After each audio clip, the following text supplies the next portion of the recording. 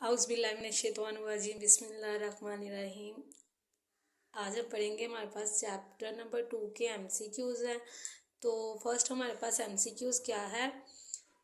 Uh representative central value of the data. मालूमात का कि मिड, सेंटर का मतलब क्या होता है, मिड वाली वो रकम जो कि प्रेजेंट कर रही होती है उसे क्या कहते हैं, उसे कहते हैं एवरेज।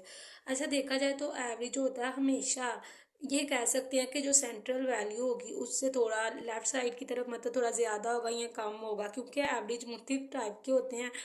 तो इसका आंसर जो होता है वो भी मुख्तलिफ टाइप से ही निकलता है, लेकिन वो हमेशा सेंटर पे मिड वाली वैल्यू को ही रिप्रेजेंट यानी पेश कर रहा होता है। Average are also called measure of location. Average का दूसरा नाम क्या है, मेजर ऑफ लोकेशन। ये जगह के बारे में बताता है। नेक्स्ट हमारे पास एमसीक्यूज क्या है। It is a type of average. तो देखा जाए तो एवरेज की मुख्तलिफ तरह की टाइप्स होती हैं। इसमें मीन, मीडियन, मोड तीनों हो सकते हैं, ठीक है। अच्छा, अगर हम बात करें क्वेश्चन की, कोई भी क्वेश्चन आया और वो हमसे कहे कि एवरेज निकालो, तो फिर तो हमारे माइंड में आएगा कि कौन सा एवरेज निकाले, मीन निकाले, मीडियन या मोड। तो देखा जाए तो अगर हमने कैलकुलेशन करनी हो तो फिर हमेशा हम किस चीज़ पे फोकस रहते हैं, मीन पे। और मीन का दूसरा नाम क्या है, अर्थमेटिक मीन। एक ही बात है, ठीक है। मीन या अर्थमेटिक मीन दोनों का एक ही मतलब है। और ये तीनों जो टाइप्स हैं ये एवरेज की ही हैं, तो इसका आंसर सही क्या होगा, ऑल ऑफ दीज। नेक्स्ट क्या है, which average is highly affected by the extreme value. नीचे लिखा हुआ कौन सा एवरेज है जो कि बहुत ज़्यादा असरअंदाज होता है। तो देखा जाए तो यहाँ पर आर्थमेटिक मीन यानी मीन ही होगा जो बहुत ज़्यादा असरअंदाज होता है। अच्छा, इसकी एग्जांपल देख लेते हैं। सपोज हम लोग किसी भी क्वेश्चन का मीन निकालना चाह रहे हैं, ठीक है। इसका फार्मूला क्या होता है, summation X divided by N. इसको सिग्मा एफ एक्स भी कहते हैं, यानी इसका मतलब होता है सम करना। ये असल में ये ग्रीक लेटर है, ठीक है। तो अच्छा, अब हम देखते हैं क्लास में ना चार बच्चों ने टेस्ट दिया, ठीक है। तो चार बच्चों ने टेस्ट दिया, अगर हमने मीन निकालना उनका कैसे निकालेंगे। एक बच्चे के नंबर हमारे पास आए हैं 5, एक के आए हैं 10। मतलब काफ़ी गंदा उन्होंने टेस्ट दिया। अब एक के 5, एक के 10, इसी तरीके से एक के 5 आए हैं, लेकिन एक के नंबर आए हुए हैं 40, ठीक है। टोटल चार बच्चे थे और उनके मार्क्स ये हैं। टोटल कितने बच्चे थे, चार। नीचे हमने चार रख लिया और उन्होंने जो हासिल किए नंबर हमने ऊपर रख लिए, ठीक है। अब हम कर लेते हैं इसको सिंपल में, क्या करेंगे, प्लस समेशन, मतलब ये इस चीज़ क्या बता रही है, प्लस को। तो हम यहाँ पे प्लस का साइन डाल लेते हैं।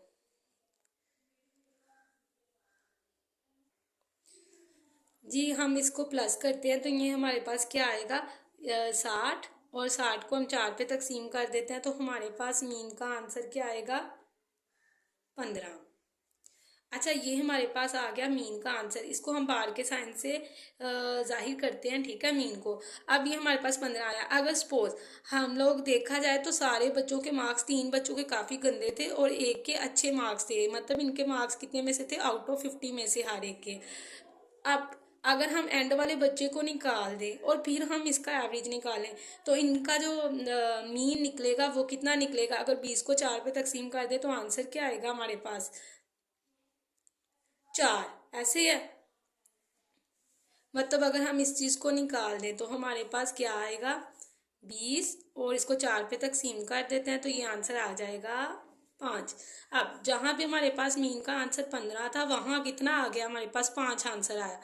तो देखा जाए तो कितना ज़्यादा मतलब इस पर असर हुआ है, काफ़ी अच्छा खासा असरअंदाज हो रहा है। तो इसका मतलब है एक ऐसा उन्होंने कहा है एवरेज जो कि हाईली अफेक्टेड करता है, वो कौन सा है, मीन है। मतलब एवरेज की वो टाइप्स जो कि काफ़ी ज़्यादा असरअंदाज होती है वो कौन सी है, मीन है। और ये इसका एक डिसएडवांटेज है। डिसएडवांटेज का मतलब होता है नुकसान, डीमेरिट्स भी इसको कहते हैं, ठीक है। तो अर्थमेटिक मीन यानी मीन होगा। नेक्स्ट है average of a constant data. अगर हम किसी भी चीज़ का एवरेज निकाल रहे हैं, अच्छा ये अब देखा जाए तो वो रकम जो है कांस्टेंट है, यानी वो चेंज ही नहीं हो रही है। तो इसका मतलब उसका आंसर भी क्या आएगा, द सेम कांस्टेंट, एक जैसा ही आएगा। क्योंकि जब क्वेश्चन ही एक जैसी सारी कीमतें लिखी हैं तो आंसर भी कांस्टेंट आएगा, चाहे हम उससे मीन निकालें, मीडियन निकालें या मोड निकालें। नेक्स्ट हमारे पास एमसीक्यूज क्या है, sum of the values divided by their number. अगर हम किसी भी रकम को जमा करें और उसके नंबर पे, मतलब वो कितने हैं उस पर डिवाइड करें, तो उससे क्या आंसर आएगा। इसी एमसीक्यूज को दूसरी फॉर्म में भी लिखा है, an average obtained by dividing the sum of the given values with the number of the values. तो देखा जाए यही हमारे पास ये वैल्यूज थी, हमने इसको प्लस किया और डिवाइड किस पे कर दिया, नंबर पे। तो हमारे पास ये क्या चीज़ निकली है, मीन। तो ये इसका answer mean. Arithmetic mean can not भी, नहीं हो सकता। इमेजिनरी तस्वीरी तौर पर नहीं हो सकता, उसकी वजह क्या है। अच्छा देखा जाए तो हमने यहाँ पर क्या किया, कैलकुलेशन किया। ये एक कौन सा मीन है, कैलकुलेटेड मीन है, ठीक है। हमने इसको कैलकुलेट करके आंसर निकाला। क्या हम इमेजिनरी तौर पे तस्वर कर सकते हैं इतना होगा ऐसे होगा, नहीं, क्योंकि इसको कैलकुलेट करना पड़ेगा। हाँ ये हो सकता है ये पॉजिटिव होता, जमा में होता, माइनस में होता, या शायद जीरो भी आ जाता, लेकिन ये कभी भी इमेजिनरी नहीं हो सकता। The arithmetic mean is based on, arithmetic mean सारी की सारी कीमत पे डिपेंड करता है। ऐसा ही है ना, अगर हमने यहाँ पे 4 स्टूडेंट ले लिए थे तो हम चारों के ही मार्क्स लेंगे, हम एक को भी निकाल देंगे तो ये अच्छा खासा हमारे आंसर को क्या करेगा, अफेक्ट करेगा। तो इसीलिए हमें इसको क्या करना है, सारी वैल्यू को लेना है, ऑब्जर्वेशन सारी वैल्यू की करनी है। ऑब्जर्वेशन का मतलब क्या होता है, मुशाहिदा करना, ठीक है। तो arithmetic mean is based on all value, सारी रकम पे डिपेंड करता है। बेस का मतलब होता है बुनियाद। तो अगर हमने मीन निकालना है हमें सारी की सारी रकम लेनी पड़ेगी।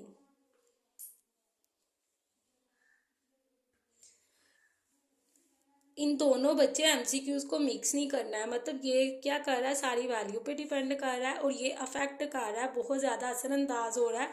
किस मतलब उन्होंने कहा कौन सी चीज़ हाईली अफेक्टेड, बहुत ज़्यादा असरअंदाज होती है, कौन सा मीन होता है, अर्थमेटिक मीन, ठीक है। तो मिक्स नहीं हमने करना, यहाँ लिखा हुआ ये किस पे बेस करता है, तो ऑल वैल्यूज पे।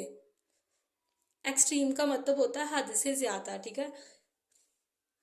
नेक्स्ट हमारे पास एमसीक्यूज क्या है, the mean of first and natural number. अच्छा नेचुरल नंबर का जो मीन है उसका फार्मूला बताएं। तो जो यहाँ लगा हुआ है एमसीक्यूज का आंसर वो बिल्कुल गलत है। अगर बच्चे इसको इस सूरत में लिखा जाए तो सही है, लेकिन इसका एग्जैक्ट आंसर जो एमसीक्यूज में अवेलेबल है वो ये है, ठीक है। n+1 divided by 2। n मतलब नंबर, +1 डिवाइडेड बाय 2। नंबर मतलब जैसे यहाँ पर कितने थे स्टूडेंट्स, ठीक है। तो कितने थे हमारे पास, यहाँ पर 4 थे। और दूसरी फॉर्म में इस तरीके से अगर 2 के साथ भी n लिखा होता तो ये वाला भी हमारा फार्मूला बिल्कुल ठीक था, ठीक है। नेक्स्ट हमारे पास क्या है, most suitable average for secure data is.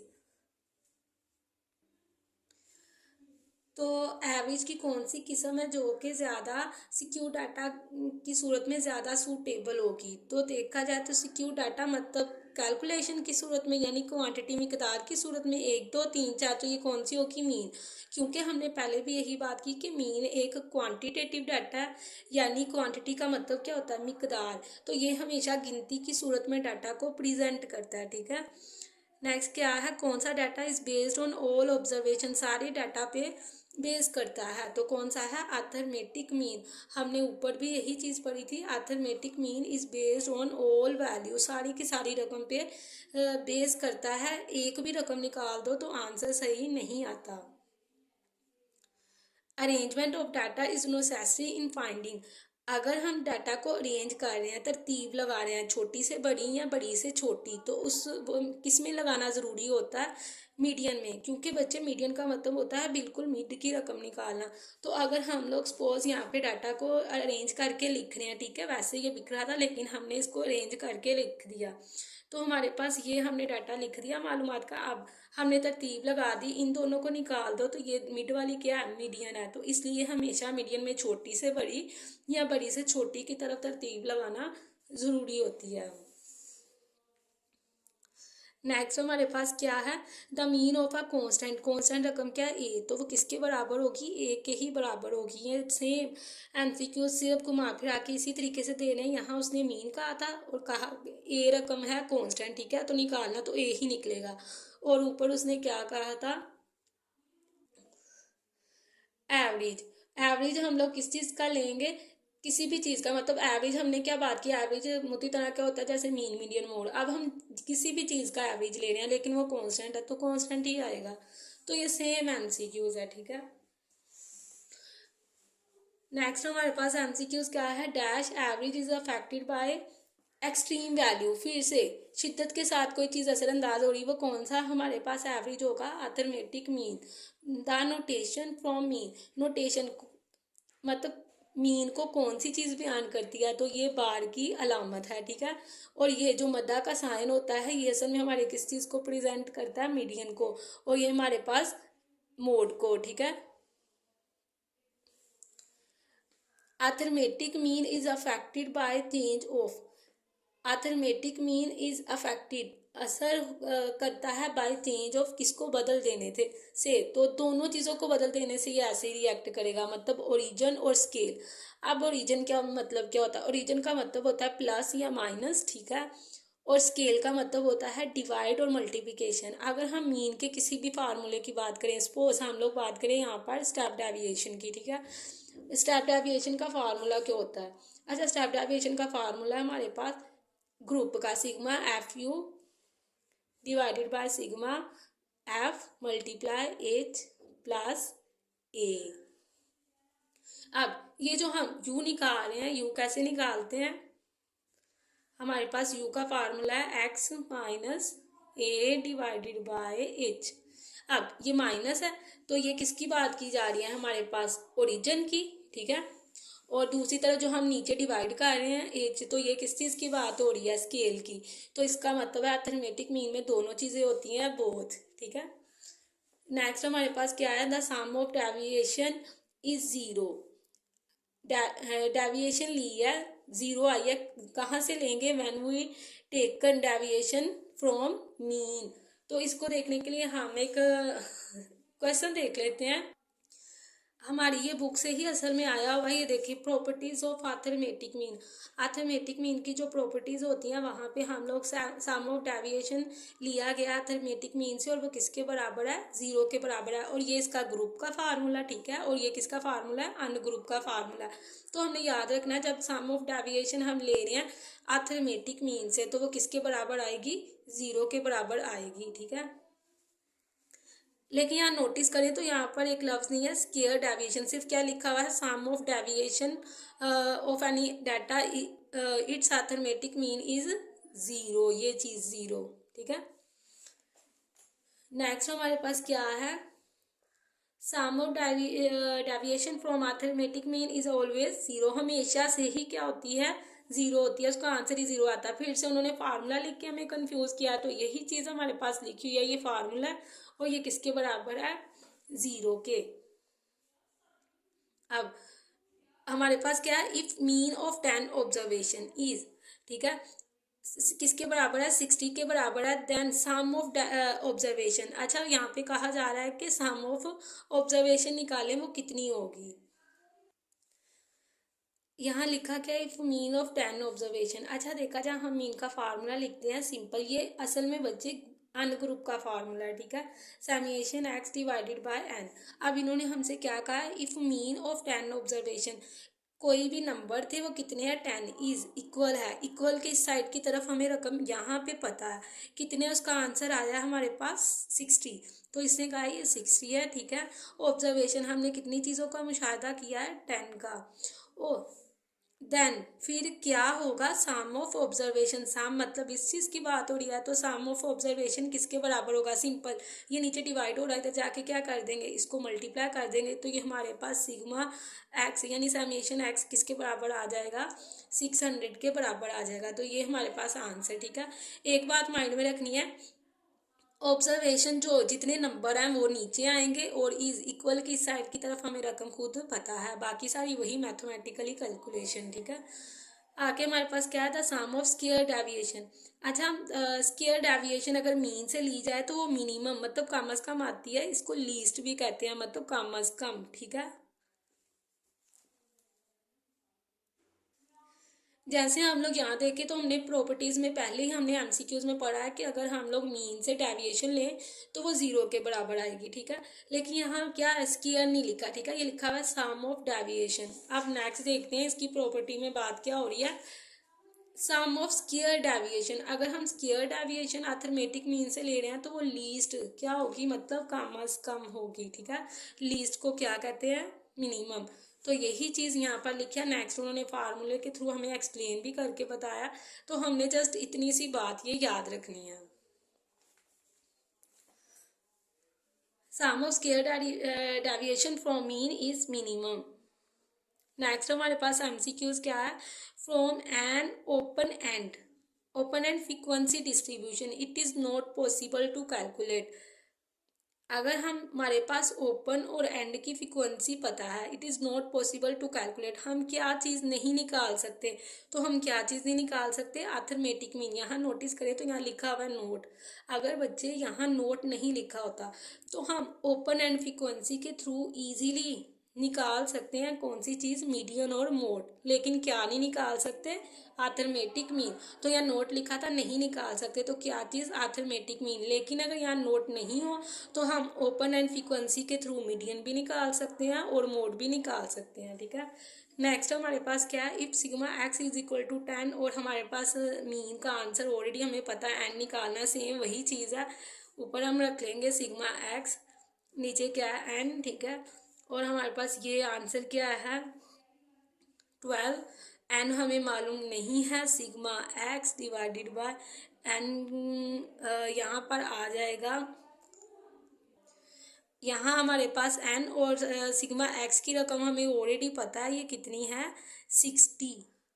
अब हमने एन निकालना है। सिंपल में देखा जाए ये नीचे डिवाइड हो रहा है तो जाके क्या कर देंगे, 12 के साथ ये मल्टीप्लाई, और ये हमारे पास 60। अब हम एन को यही रहने देते हैं, ये नीचे ले आते हैं, जिससे क्या हो रहा है मल्टीप्लाई, क्योंकि मिड में कोई साइन नहीं है तो नीचे आके ये क्या हो जाएगा डिवाइड। अब हम क्या निकाल रहे हैं, एन निकाल रहे हैं, ठीक है।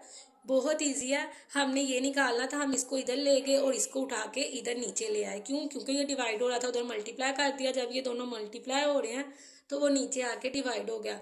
अब हम इसको डिवाइड कर लेते हैं तो हमारे पास 12 5 60, तो ये 5 आंसर आ गया। तो ये हमारे पास एन का आंसर। नेक्स्ट हमारे पास क्या है, उसने हमें फार्मूला दिया हुआ है। देन अर्थमेटिक मीन मालूम करें क्या होगा। तो बच्चे यहाँ देखा जाए तो ये लिखा हुआ है 0 इज इक्वल टू 0।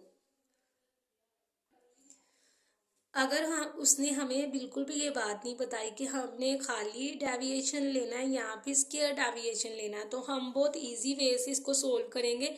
जिसके इक्वल के इस साइड की तरफ 0 होगा, इसका मतलब है इसने यहाँ पर क्या लिखा हुआ है, देन अर्थमेटिक मीन किसके बराबर आएगा, तो ये 0 है। इसका मतलब हम ये वाली रकम हमारे पास ये आंसर के तौर पे होगी, ये माइनस फार्मूले का है, ऐसे है ना।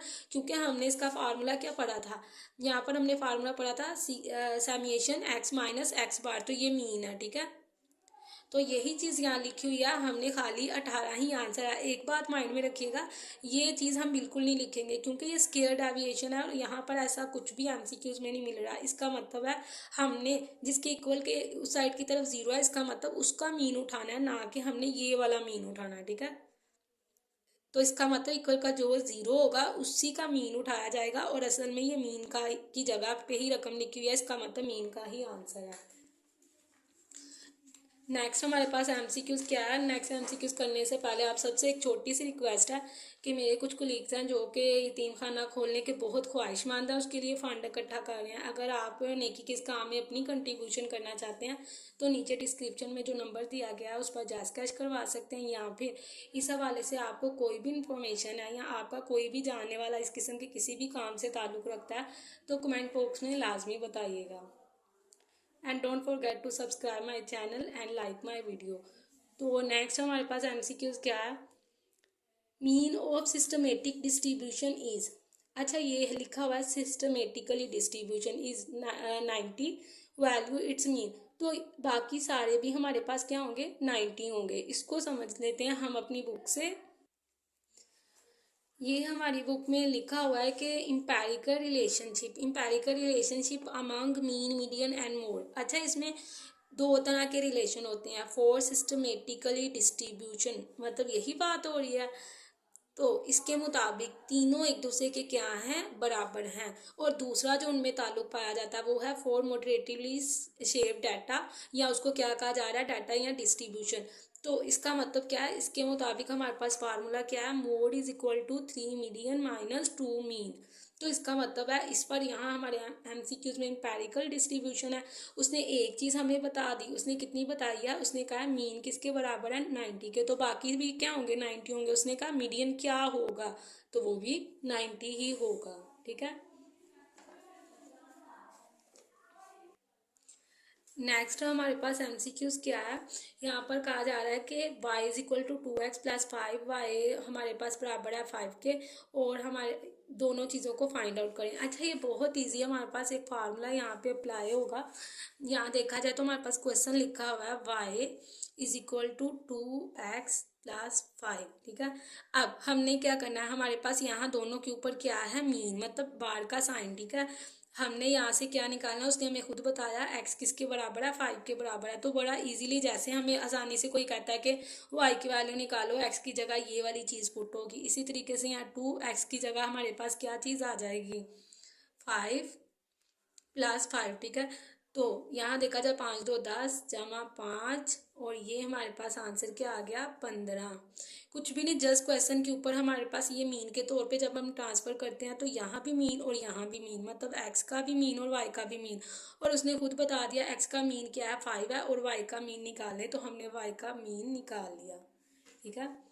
ये हमारे पास क्वेश्चन है। नेक्स्ट हमारे पास क्या है, the sum of square deviation is least. Square deviation हमने पहले भी बात की, जब वो के स्क्वायर डेविएशन, तो वो लीस्ट मतलब मिनिमम होगा, कम से कम होगा, और वो कहाँ से लिया जाएगा, मीन से। The mean of 5 values is, same पिछले वाले जैसा क्वेश्चन रिपीट हो रहा है। उसने कहा है जो हमारे पास मीन का आंसर है वो 10 है, और वैल्यूज मतलब ऑब्जर्वेशन कितनी है, 5 है, और सम बताएं। तो सेम यही इसी तरीके से हम लोग फिर से क्वेश्चन को सोल्व कर देंगे। हमारे पास सम की क्या अमाउंट है, मीन की क्या अमाउंट है, इज मतलब ये 10।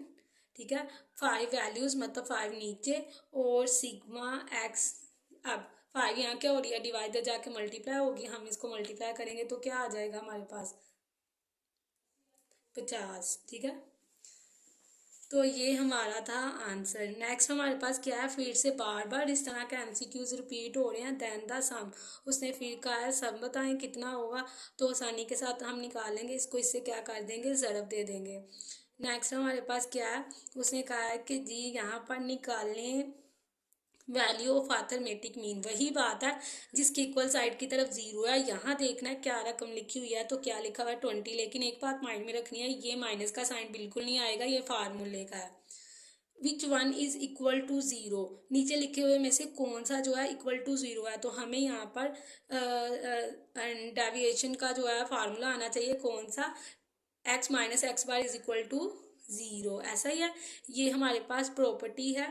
ठीक है, फर्स्ट वाली अर्थमेटिक मीन की। जैसे यहाँ लिखा हुआ है summation x minus X bar is equal to 0।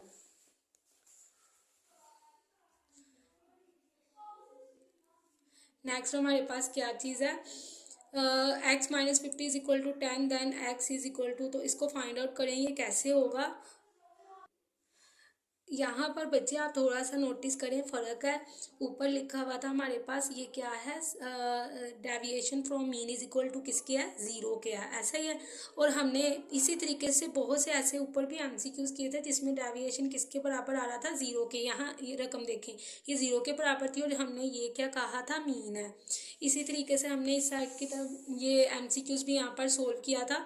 यहाँ पर देखा जाए ये डेविएशन है, इक्वल टू 0 है, तो ये हमने कहा कि ये हमारा आंसर है, मतलब मीन है, ऐसा ही है। लेकिन ये वाला एमसीक्यूज चेंज है। यहाँ हमारे पास डेविएशन तो हमने ली है मीन से, लेकिन वो किसके बराबर है, मिनिमम, कम से कम के बराबर है। तो यहाँ पर कौन सी हमारे पास चीज़ अप्लाई हो रही है, ये हमारी बुक से second property, sum of square deviation from mean is equal to least, मतलब ये कम अज़ कम होगी। अब हम इसे फाइंड आउट कैसे करेंगे, दोनों में बच्चे आपने कंफ्यूज नहीं होना, ध्यान से इनको देख लें। ये देखें यहाँ पर इक्वल टू 0 है, तो सिंपल में ये 20 मेरे पास मीन है, क्योंकि ये डेविएशन ली गई है मीन से, लेकिन ये सिंपल है। और यहाँ देखा जाए तो ये कौन सी डेविएशन है, स्केयर डेविएशन है, क्योंकि ये इक्वल टू 0 नहीं है बल्कि 100 के बराबर है। तो अब हम लोग कैसे इसको फाइंड आउट करेंगे।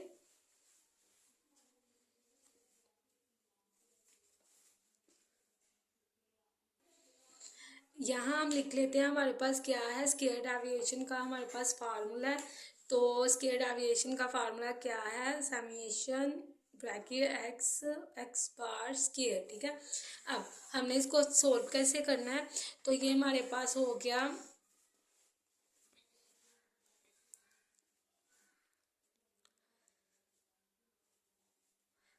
अब यहाँ पर हमारे पास क्या चीज़ आएगी, मतलब हमने कौन सी ऐसी कीमत है, कौन सा ऐसा डिजिट है जो यहाँ पे लिखेंगे और उसका स्केयर लेंगे तो वो किसके बराबर चला जाएगा, 100 के बराबर चला जाएगा, ठीक है। अब हम यहाँ पे लेते हैं, यहाँ पर हमारे पास कीमत क्या आएगी, हमारा आंसर ऑलरेडी ये 60 है, मतलब हमने सिर्फ सपोज करना है कि क्या चीज़ यहाँ पर आएगी और जिसका आंसर जो स्केयर जो है वो 100 के बराबर हो जाएगा। तो देख के ही पता चल रहा है, अगर हम 60 में से 50 माइनस करें तो कितना आएगा, 10 का हम स्केयर ले ले तो वो 100 के बराबर हो जाएगा। ऐसा ही है, यहाँ पर लिख लेते हैं, हमारे पास यहाँ आ गया 50 और ये ले लिया हमने इसका स्केयर। इसके फार्मूले की जगह जस्ट हमने कीमतें पुट की हैं और ये 100 ऑलरेडी हमें पता है।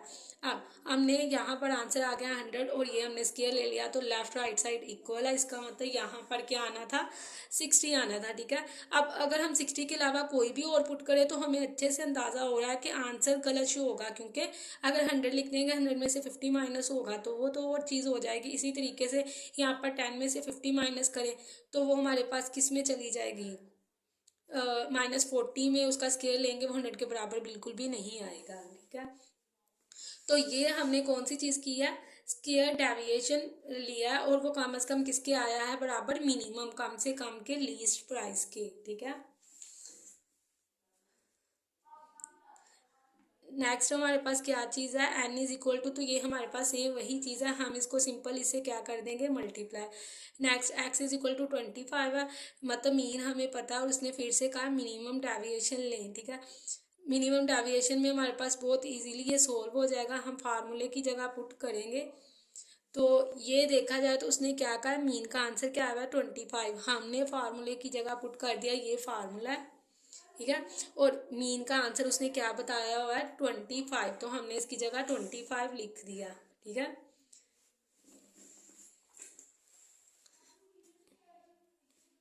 तो ये -25 और ये इसकी जगह पे क्या आ जाएगा, 25, ठीक है। हम दोबारा से फार्मूले की जगह एक दफ़ा लिख के देख लेते हैं, x माइनस एक्स बार स्केयर। अब कीमत क्या है यहाँ पर, 25, उसने खुद बताई, मीन का आंसर क्या है, 25 समेशन, और ये सारी चीज़ें हमने लिख दी और इस तरीके से ये सोल्व हो गया।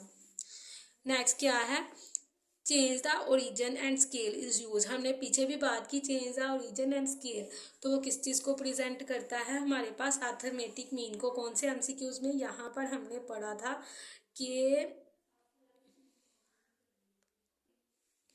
कि हम लोग इसको कैसे सोल्व करें, arithmetic mean is affected by change of origin and scale दोनों, तो यही चीज़ यहाँ भी हमारे पास एमसीक्यूज में, अर्थमेटिक मीन। अब नेक्स्ट क्या है, if the arithmetic mean of the two numbers, अच्छा हमारे पास नंबर क्या है, x1 है और x2 है, ठीक है। x1 उसने हमें बताया 3 है और x2 कितना है। अब यहाँ पर बात की जा रही है x3 कितना होगा, ठीक है। x2 5 है, 1 कितना है, 3, देखा जाए पहला 3 है, दूसरा कितना है, 5 है, अब तीसरा कितना होगा, 7 होगा, क्योंकि ये ताक अदद की बात कर रहे हैं। तो 3 5 7, क्योंकि यहाँ क्या निकालना है, x3, मतलब बेस के तौर पे जो हम निकाल रहे हैं वो क्या चीज़ निकाल रहे हैं, 3, पहली कीमत, दूसरी और तीसरी। Next sigma summation WX divided by summation W किसको कहते हैं, वेट को, तो ये वेटेड मीन है। नेक्स्ट हमारे पास क्या है, when the values are not of equal importance, जब सारी की सारी वैल्यूज एक जैसी अहमियत नहीं रखती तो हम कौन सा मीन लेंगे, वेटेड मीन। एक बात नहीं भूलनी, जब वो कहेगा ना नॉट इक्वल इम्पोर्टेंस तो वेटेड मीन ऐसा कैसे देखें। अगर हमारे पास कीमतें बराबर नहीं है इसका मतलब उनका वेट्स एक जैसा नहीं है, तो फिर ही हम वेटेड मीन लेंगे। अगर सारी एक जैसी होंगी तो फिर हम वेटेड नहीं बल्कि कौन सा लेंगे, अनवेटेड मीन लेंगे, क्योंकि वो जो है वो तो ऑलरेडी बराबर है। ठीक है, तो अगर नोट मतलब आर नोट इक्वल, सारी एक जैसी नहीं है, नोट के लफ्ज को नहीं भूलना, फिर हम कौन सा मीन लेंगे, वेटेड मीन। और अगर इक्वल है तो फिर कौन सा लेंगे, unweighted mean. The values which divided arrange data is to equal values. अच्छा देखा जाए तो वो कह रहा है वो कौन सा मीन है जो कि मिकदारों को दो इक्वल में तकसीम करता है, तो वो कौन सा मीन है, मीडियन का। क्यों, हमने पहले भी एग्जांपल में पढ़ा था कि जो हमारे पास हम किसी भी चीज़ का मीन ले रहे हैं, सपोज हम दोबारा से उसी एग्जांपल को दोहराते हैं, 1 2 3 4 और 5, तो ये क्या कर रहा है, ये बराबर दो हिस्सों में चीज को तकसीम कर रहा है, कौन सी चीज, मीडियन। ठीक है, तो यहाँ ये लिखा है median is the value that divided and arrange data is, ये कितने हिस्सों में तकसीम करता है, दो बराबर हिस्सों में तकसीम करता है। जब हमने मीडियन निकालना हो वो बराबर दो हिस्सों में तकसीम करता है चीज को और ऑटोमेटिकली हमें मीडियन मिल जाता है। तो यहाँ तक हमारे हैं एमसीक्यूज। अगर आपको कोई भी डाउट हो तो आप कमेंट बॉक्स में पूछ सकते हैं।